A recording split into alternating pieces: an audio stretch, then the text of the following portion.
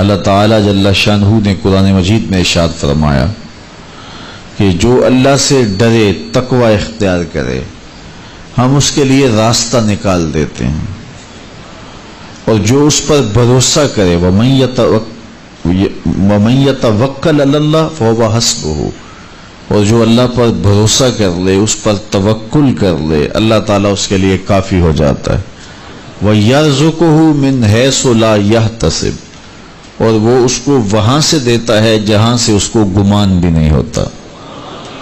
تو تقوی اور توکل اگر یہ نصیب ہو جائیں تو یہ من کی پاکیزگی کا ذریعہ تو ہے ہی ہیں، اس سے رزق میں بھی کچھ شادیاں پیدا ہوتی ہیں، اور خزانہ غیب سے اللہ تعالیٰ رزق عطا فرماتا ہے۔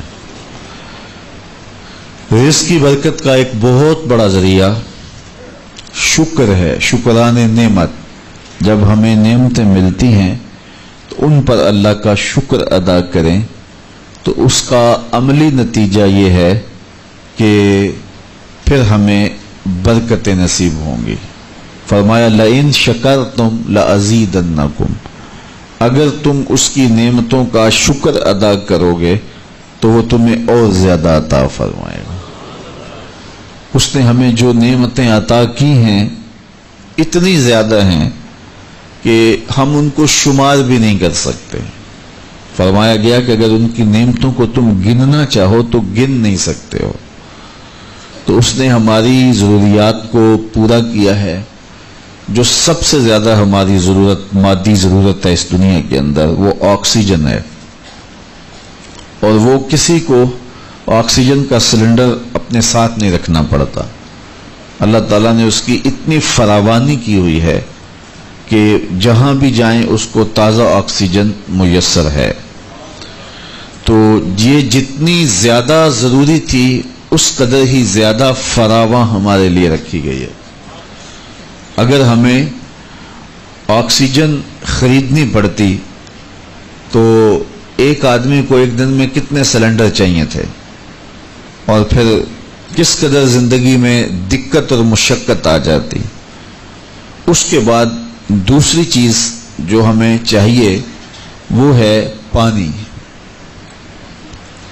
آکسیجن کے بعد پانی کے بغیر ہم زیادہ دیر نہیں اپنے آپ کو برقرار رکھ سکتے، حتیٰ کہ ایک خاص مدت تک پانی نہ ملے تو موت واقع ہو جاتی ہے۔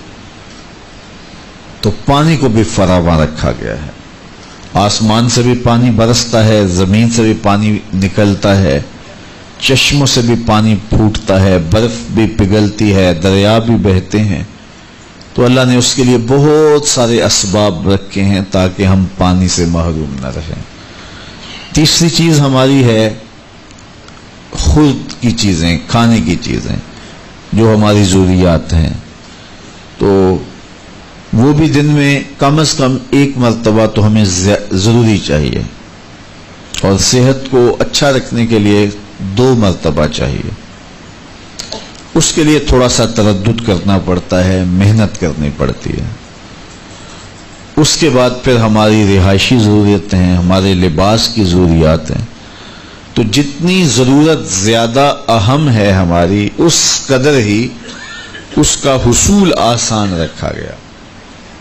اور اللہ تعالیٰ نے ہماری یہ ضرورت آکسیجن ہے، اس کو اپنی جناب سے اتنا فراواں کر دیا کہ ہمیں اس کے لیے کوئی مشقت نہیں اٹھانا پڑتی۔ جس طرح ہمیں کھانے کے لیے تردد کرنا پڑتا ہے، پہلے اس کو کماؤ، پھر گھر لاؤ، پھر اس کے بعد اس کی تیاری کے مراحل ہیں، اگر یہ سب کچھ آکسیجن کے لیے ہمیں کرنا پڑتا تو زندگی کتنی کٹھن اور کتنی مشکل ہو جاتی۔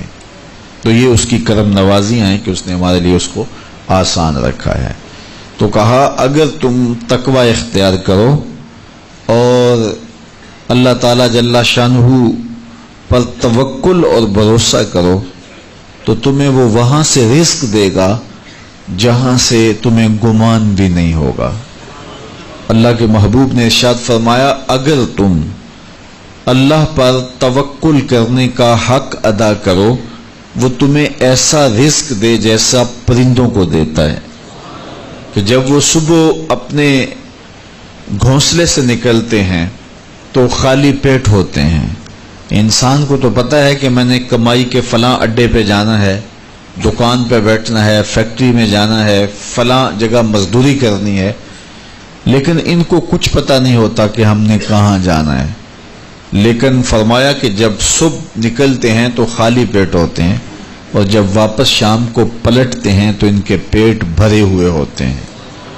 پھر جس کی جو ضرورت ہے اللہ اس کو وہ نصیب کرتا ہے. سارے پرندے ایک جیسی غذا نہیں لیتے. اسی طرح مختلف جو اللہ تعالیٰ نے مخلوقات پیدا کی ہیں ان سب کی اغذیہ ایک جیسی نہیں ہے.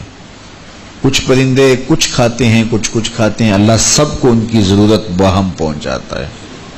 بلکہ میں کہا کرتا ہوں یہ جو ہنس ہے یہ دنیا کے اندر لاکھوں کی تعداد میں، کروڑوں کی تعداد میں پائے جاتے ہیں، اور یہ سچے موتی کھاتے ہیں.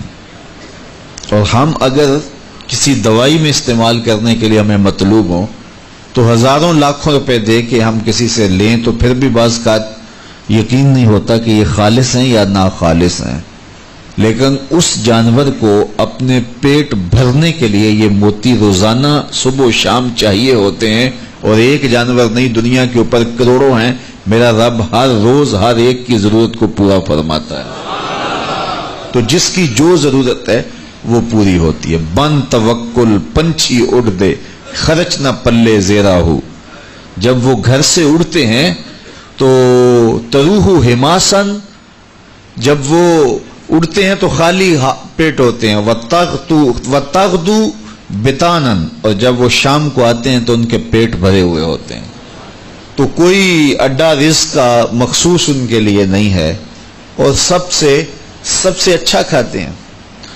وہ جو امرود کا باغ ہوتا ہے اس میں اگر آپ دیکھنا ہو کہ سب سے اچھا میٹھا امرود کون سا ہے تو وہ ہوگا جس کو طوطے نے چونچ لگائی ہو، کیونکہ یہ سب سے اچھا پھل پورے باغ میں. ایک نہ ہوتا ایکسپورٹ کوالٹی، یہ اس سے بھی بہتر کوالٹی لیتا ہے. تو اللہ تعالیٰ نے اس کے لیے سب سے اچھا رکھا ہوا ہے، تو اللہ نے یہ انتظام کیا ہوا ہے. تو فرمایا میرے حضور نے اگر تم اللہ پر توکل کرنے کا جو حق ہے اس کو ادا کر دو تو وہ تمہیں بھی ایسے ہی رزق عطا کرے جیسے پرندوں کو رزق عطا کرتا ہے.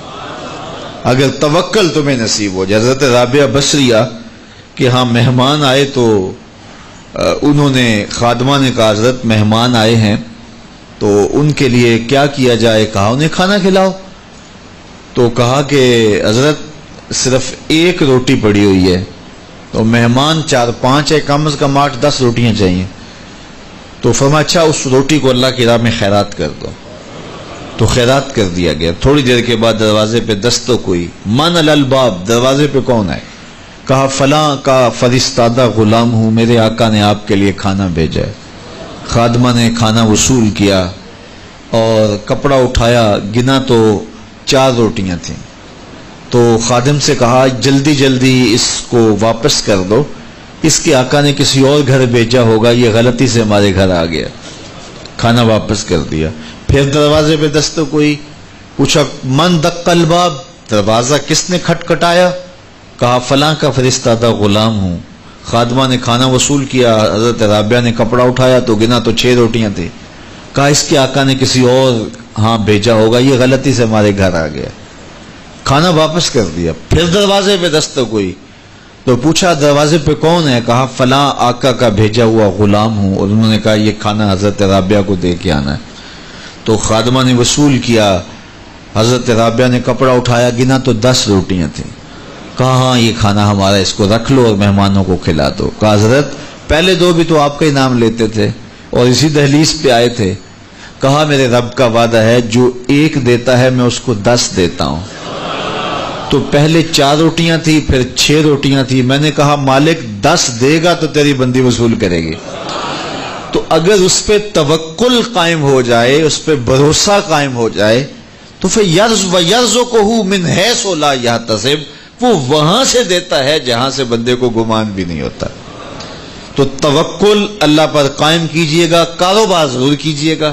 توکل یہ ہے کہ آپ وہ کام ضرور کریں لیکن کہیں کہ یہ میرے کام کا نتیجہ نہیں مجھے مل رہا، یہ میرے اللہ کا فضل مجھے مل رہا ہے، تو پھر دیکھنا کہ اللہ تعالیٰ کیسے راستے کھولتا ہے۔ تو جب انسان اللہ کے فضل پر توکل قائم کر لیتا ہے تو پھر کام کاج ضرور کرتا ہے، لیکن اس کی زندگی کی جو ٹینشن ہے وہ ختم ہو جاتی ہے۔ بندہ کہتا ہے کہ یہ ہے تو میں کرتا ہوں، تو یہ نہیں ہوگا تو یہ نہیں ہوگا، بس وہ جتنا کر سکتا ہے وہ کرے، باقی چھوڑ دے اس پہ، تو پھر وہ خزانہ غیب سے نصیب فرمائے گا۔ اچھا، حضور علیہ السلام نے ایک اور چیز ارشاد فرمائی، بلکہ اپنی امت کے لیے دعا دی، اللہم بارک لامتی فی بکورہا، اے اللہ میری امت کے لیے صبحوں میں برکتیں ڈال دے۔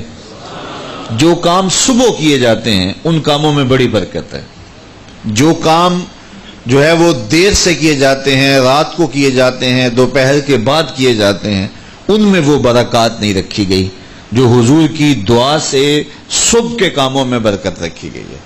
تو اس لیے آپ اپنے کام کاج میں جو ہے وہ صبح کو اس کا آغاز کیجئے، پھر دیکھنا کہ برکتوں کے قافلے کیسے اترتے ہیں، اس لیے کہ میرے حضور کی دعا کبھی مسترد نہیں ہوتی۔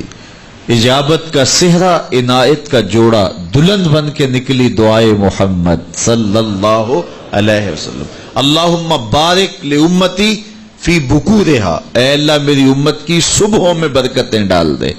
تو جو کام صبح کے وقت کیے جاتے ہیں اس میں برکت رکھی گئی ہے۔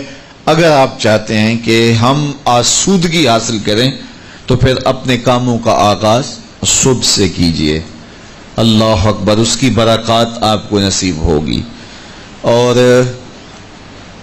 ایک اور بات ارشاد فرمایا کہ جو چاہتا ہے کہ اس کی عمر میں برکت ہو اور اس کے رزق میں برکت ہو، دو چیزیں جو چاہتا ہے، جو یہ چاہے کہ اس کے رزق میں اور اس کی عمر میں برکت ہو، اور یہ ہر بندہ چاہتا ہے، تو میرے حضور نے فرمایا کہ وہ اپنے رشتہ داروں کے ساتھ سلوک اچھا کرے، صلہ رحمی کرے۔ بعض اوقات ہوتا ہے کہ وہ رشتہ داروں کا رویہ اچھا نہیں ہوتا۔ میں آپ کو بتاؤں کہ سب سے بہتر صدقہ کون سا ہے؟ سب سے بہتر صدقہ وہ ہے جو ناراض مفلس رشتہ دار کو دیا جائے، سب سے افضل صدقہ، چونکہ اس میں نفس شامل نہیں ہوگا۔ بندہ کہے گا آپ شریکوں کو دیں، یہ پہلے ہمارے مخالف اور کھڑے ہو جائیں گے، لیکن وہ کسی وجہ سے وہ ہو مجبور گئے، مفلس ہو گئے، تو جو مفلس مجبور ناراض رشتہ داروں کو صدقہ دیا جائے اس میں نفس درمیان میں کھڑا نہیں ہوتا، تو وہ صدقہ اللہ کو بڑا محبوب ہے اور وہ سیدھا سیدھا قبول ہوتا ہے۔ تو جو یہ چاہے کہ میری عمر زیادہ ہو اور میرے رزق میں برکتیں ہوں، تو میرے حضور نے ارشاد فرمایا کہ وہ کیا کرے، وہ اپنے رشتہ داروں کے ساتھ اچھا سلوک کرے۔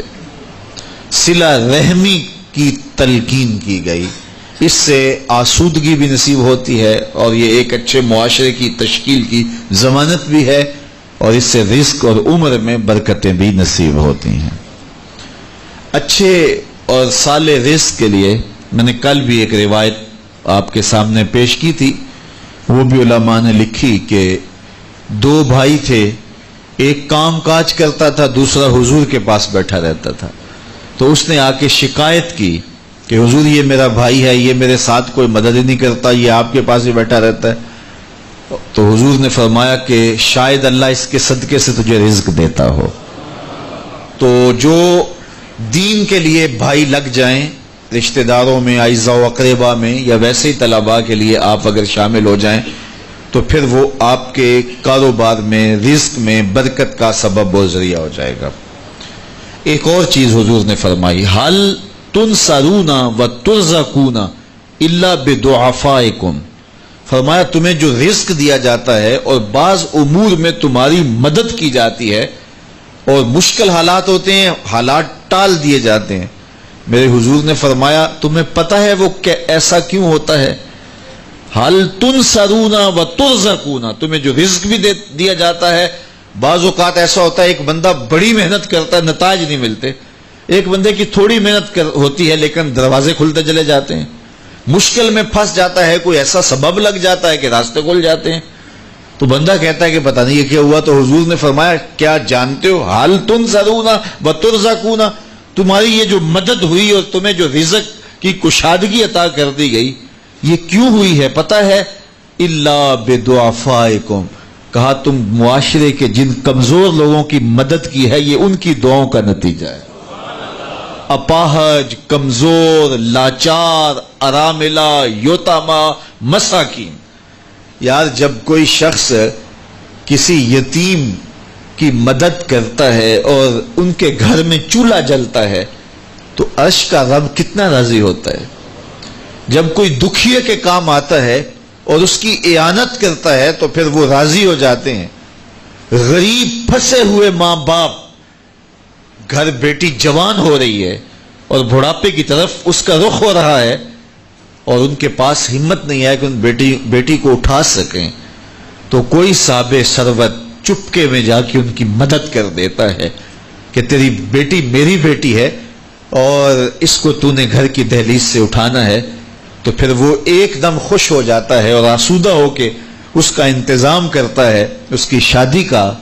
تو کوئی جانتا ہے کہ اس بوڑھے ماں باپ کے دل سے کتنی دعائیں نکلتی ہیں اور اس جو ہے وہ بیٹی کے دل سے کتنی تمنائیں اور کتنی جو ہے وہ نیک جذبات ان اشخاص کے لیے ہوتے ہیں جو ان کی مدد کے لیے کھڑے ہوئے۔ تو کوئی اس کا وزن ہے؟ کوئی وزن نہیں کر سکتا کہ اللہ تعالیٰ اس کی برکت کتنی عطا کرتا ہے۔ تو میرے حضور نے ارشاد فرمایا تمہیں جو رزق دیا جاتا ہے، مصائب سے تمہیں بچا لیا جاتا ہے، آتی آتی تکلیف ٹل جاتی ہے، تمہاری نصرت دشمن کے مقابلے میں ہوتی ہے، حاسدین کے مقابلے میں تم کھڑے ہو جاتے ہو۔ فرمایا تمہیں پتہ ہے یہ تمہیں کیوں ایسا ہوتا ہے؟ فرمایا الا بدعفائکم، جو تمہارے معاشرے کے کمزور لوگ ہیں جن کی تم نے مدد کی، فرمایا یہ ان کی دعاؤں کا نتیجہ ہوتا ہے۔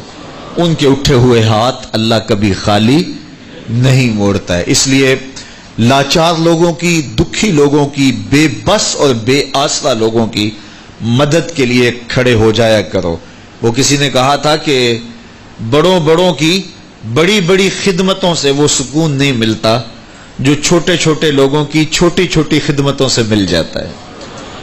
بڑوں کی بڑی خدمتیں بھی کریں تو وہ راضی نہیں ہوتے، لیکن چھوٹوں کی چھوٹی چھوٹی خدمتیں، یار غریب کو تو پیار سے کھڑا کر کے اس کے پشت پہ شفقت کا ہاتھ پھیر دیں تو وہ سارا دن خوشی سے گزار دیتا ہے کہ آج جو ہے وہ فلاں صاحب نے مجھے تکریم دی ہے، مجھے عزت دی ہے۔ تو میرے حضور نے فرمایا کہ تمہاری یہ جو مدد ہوتی ہے اور رزق دیا جاتا ہے یہ تمہارے کمزوروں کی وجہ سے اللہ تعالیٰ تمہارے اوپر کرم فرماتا ہے۔ اچھا، ایک اور ذریعہ رزق کے اضافے کا حضرت عبداللہ ابن مسعود رضی اللہ تعالی عنہ کی مرویات سے۔ یہ حضرت عبداللہ ابن مسعود جلیل القدر صحابی ہیں، ان کے ہاں بیٹیاں ہی بیٹیاں تھیں۔ اچھا، جب ان کا آخری وقت آیا اور یہ بڑے سخت بیمار ہو گئے تو نزع کی سی کیفیت طاری ہو گئی، تو حضرت عثمان غنی رضی اللہ تعالیٰ عنہ ان کا حال پوچھنے آئے۔ تو جب حال پوچھا، بیٹھے، گفتگو ہوئی، واپس چلنے لگے تو حضرت عثمان غنی نے اشرفیوں کی 2 تھیلیاں نکال کے حضرت عبداللہ ابن مسعود کو پیش کی۔ تو انہوں نے کہا کہ مجھے تو اس کی ضرورت نہیں ہے، میں تو اس دنیا سے جا رہا ہوں، تو یہ مجھے کیوں دے رہے ہیں؟ تو حضرت عثمان نے کہا کہ یہ آپ کی بیٹیوں کے لیے ہے، چونکہ آپ کی بیٹیاں ہی بیٹیاں ہیں تو یہ میں ان کے لیے پیش کر رہا ہوں، آپ کو تو واقعی ضرورت نہیں، دنیا سے جا رہے ہیں تو یہ ان کے لیے ہے۔ تو حضرت عبداللہ ابن مسعود نے پھر تھیلیاں موڑتے ہوئے کہا کہ میری بیٹیوں کو اس کی ضرورت نہیں ہے، اس لیے کہ میرے حضور نے فرمایا تھا کہ جس کے پاس سورہ واقعہ ہو اس کو غربت تنگ نہیں کر سکتی، تو میری بیٹیاں رات کو سونے سے قبل 1 مرتبہ سورہ واقعہ ضرور پڑھتی ہیں، اس لیے تم میری بیٹیوں کے بارے پریشان نہیں ہونا، اللہ کے فضل سے انہیں غربت تنگ نہیں کرے گی، ان کے پاس سورہ واقعہ جو موجود ہے، تو یہ کسی ایسے ضرورت مند کو دو جس کے پاس سورہ واقعہ نہیں ہے۔ تو سورہ واقعہ کی تلاوت یقیناً رزق کی فراوانیاں اور رزق کی برکتیں حاصل کرنے کا ایک ذریعہ ہے، اور دروازے کھل جاتے ہیں اگر سورہ واقعہ کی تلاوت تسلسل کے ساتھ کی جائے۔ اس لیے اپنے معمولات میں سورہ واقعہ کو شامل کر لیجئے گا، اس کی برکات سے انشاءاللہ رزق کی فراوانیاں نصیب ہوتی ہیں۔ ایک اور ذریعہ رزق کا، اور یہ بہت آسان، شکا رجل الی رسول اللہ دیک المعیشۃ والفقر، حضرت سہل بن سعد الساعدی رضی اللہ تعالی عنہ کی مرویات سے ہے۔ ایک شخص حضور کی خدمت میں حاضر ہوا اور اس نے کہا میں کثیر العیال ہوں، ذرائع آمدن بہت تھوڑے ہیں، میرے لیے کچھ ارشاد فرمائیے۔ بچے زیادہ ہیں، ذرائع آمدنی تھوڑے ہیں، تو میں مفلوق الحال ہوں۔ تو اس نے اپنے فقر کا، اپنی غربت کا حضور کے سامنے قضیہ رکھا۔ شکا رجل الی رسول اللہ دیک المعیشۃ والفقر۔ آقا کریم نے اس کو جو وظیفہ بتایا وہ بالکل آسان ہے، آپ سب کو پہلے یاد ہے، لیکن اس پہ عمل کرنے شروع۔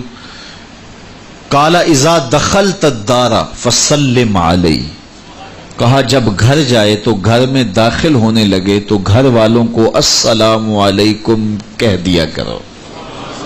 یہ وظیفہ شروع کر لو کہ جب بھی گھر جاؤ السلام علیکم۔ اس کے بعد ایک مرتبہ سورہ اخلاص پڑھ دیا کرو، قل هو اللہ احد۔ یہ وظیفہ فرمایا تم نے شروع کر دینا ہے، جب بھی گھر جاؤ السلام علیکم یہ کہہ کے داخل ہو، پھر اس کے بعد قل هو اللہ احد ایک مرتبہ سورہ اخلاص پڑھ دیا کرو۔ اور میرے آقا نے فرمایا کبھی ایسا ہو کہ تو گھر جائے، گھر موجود نہ ہو، اہل خانہ کہیں گئے ہوئے ہوں، تو فرمایا عمل نہیں چھوڑنا، فسلم علیہ، پھر تو مجھے سلام کہنا، پھر تو مجھے سلام کہہ دینا۔ وہ صحابی فرماتے ہیں کہ میں نے یہ عمل شروع کر لیا، جب گھر جاتا السلام علیکم، اس کے بعد سورہ اخلاص پڑھ دیتا، بیٹھنے سے پہلے پہلے یہ کام کرتا۔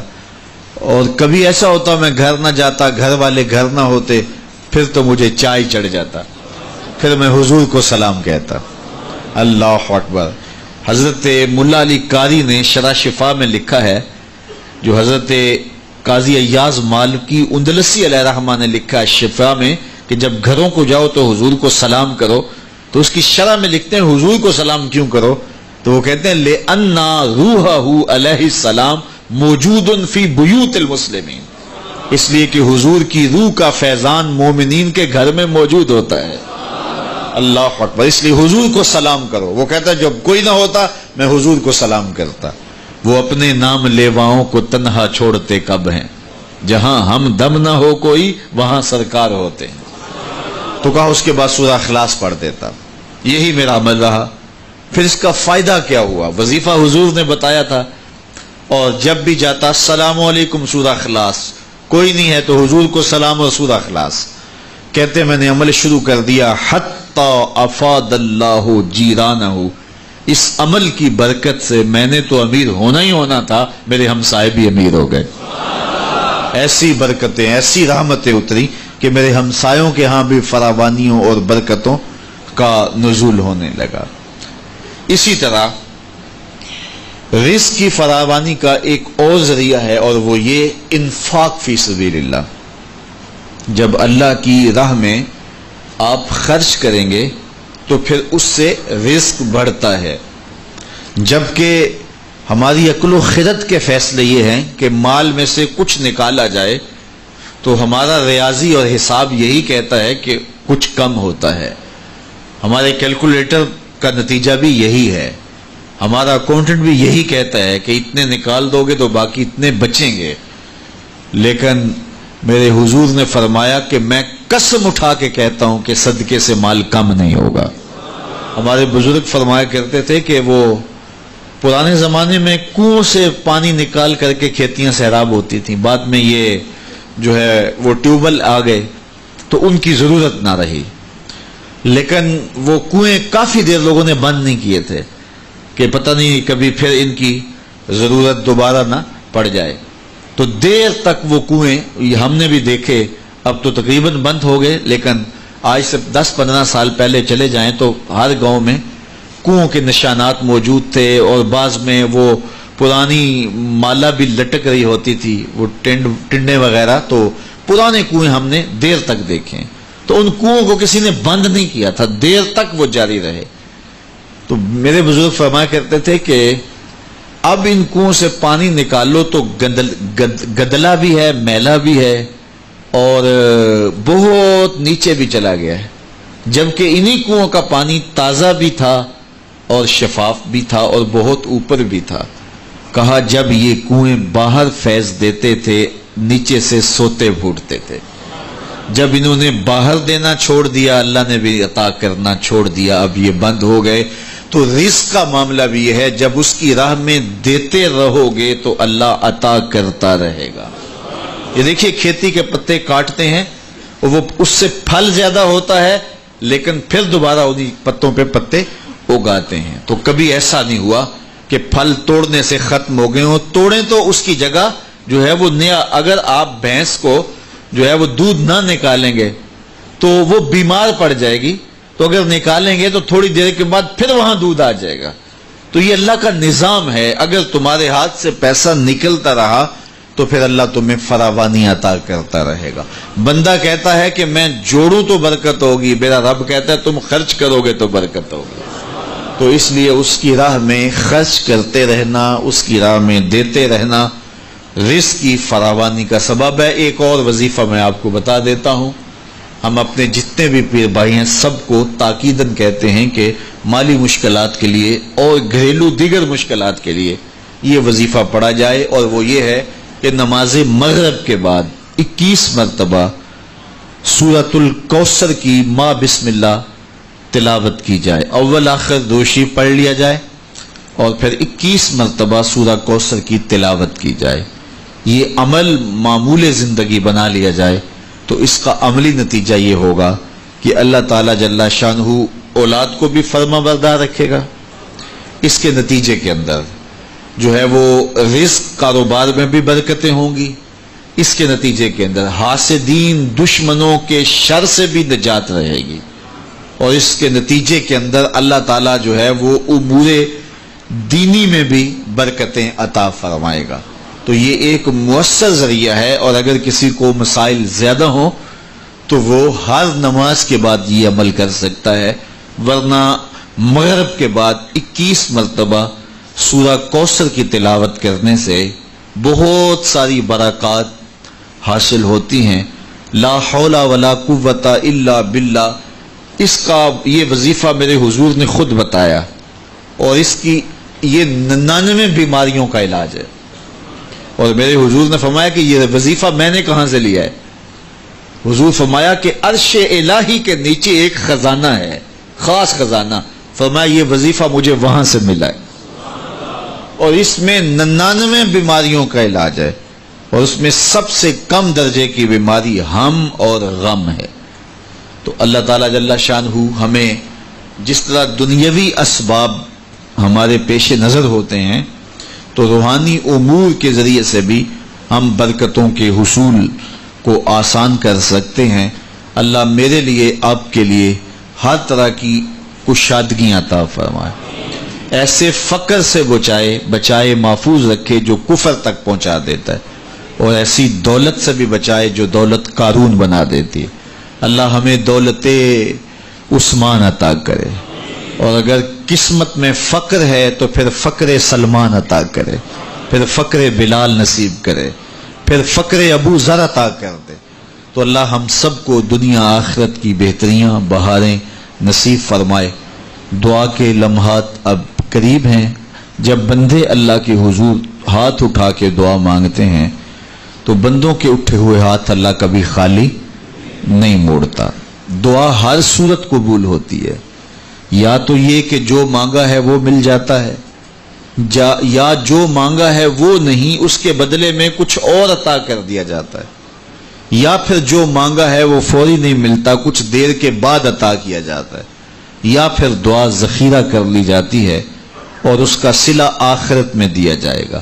اور روایت میں آتا ہے کہ جب دعاؤں کو ذخیرے کی صورت میں آخرت میں صلہ نصیب ہوگا تو لوگ آرزو کریں گے کاش کہ ہماری دنیا پہ کوئی دعا قبول ہی نہ ہوئی ہوتی۔ تو اللہ تعالیٰ کے حضور عجز سے پورے تیقن سے دعا مانگنی چاہیے، من قلب لاہن فرمایا گیا، کھیلتے ہوئے دل سے جو دعا کی جائے اللہ اسے قبول نہیں کرتا. کھیلتے ہوئے دل سے نہیں، پورے تیقن سے، پورے انہماک سے، پوری توجہ سے جو دعا مانگی جائے. دیکھیے میں آپ سے کوئی بات کروں تو میرا رخ دوسری جانب ہو اور بات آپ سے کروں گا تو آپ کو بھی اچھا نہیں لگے گا، تو احکم الحاکمین کو کیسے اچھا لگے گا کہ کوئی بندہ مانگ اس سے رہا ہو لیکن دل اس کا کسی اور جگہ پہ کھیل رہا ہو. تو ایسی دعا اللہ قبول نہیں کرتا. اور پھر اس کی شرط ہے رزق حلال. حرام رزق سے پلے ہوئے بدن اور الشخص کی دعا قبول نہیں ہوتی.